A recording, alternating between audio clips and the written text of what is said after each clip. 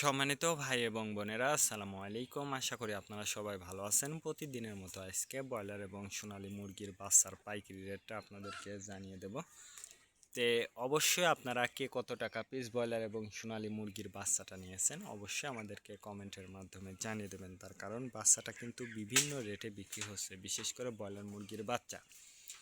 আর broiler মুরগির বাচ্চাটা নেওয়ার ক্ষেত্রে আমি আপনাদেরকে বলবো যে অবশ্যই আপনারা তিনটা বিষয় দেখবেন: বাচ্চার রেট, বাচ্চার ডেট, বাচ্চার গ্রেড।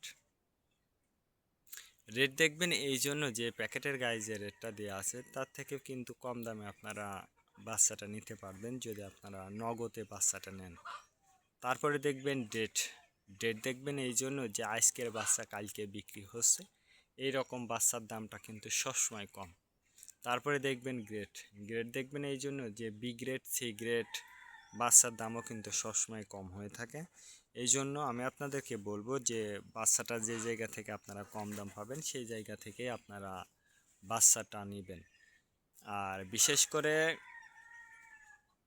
বাচ্চাটা নেওয়ার আগে বোর্ডিং ব্যবস্থাটা কিন্তু ভালো করে করতে হবে। তার কারণ বোর্ডিং ব্যবস্থাটা যদি দুর্বল হয়ে যায় সেক্ষেত্রে কিন্তু আপনার মুরগির বিভিন্ন রোগের সংক্রমণটা কিন্তু দেখা দিতে পারে। বিশেষ করে সালমোনিয়া, অ্যামোনিয়া গ্যাসের সমস্যার সম্মুখীন কিন্তু আপনাদেরকে হতে পারে।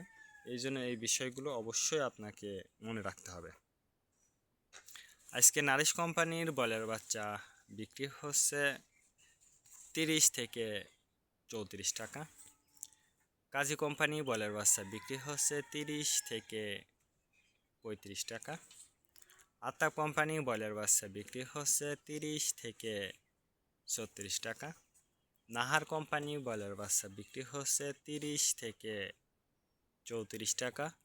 নিউ হোপ কোম্পানি ব্রয়লার বাচ্চা বিক্রি হচ্ছে 30 থেকে 35 টাকা।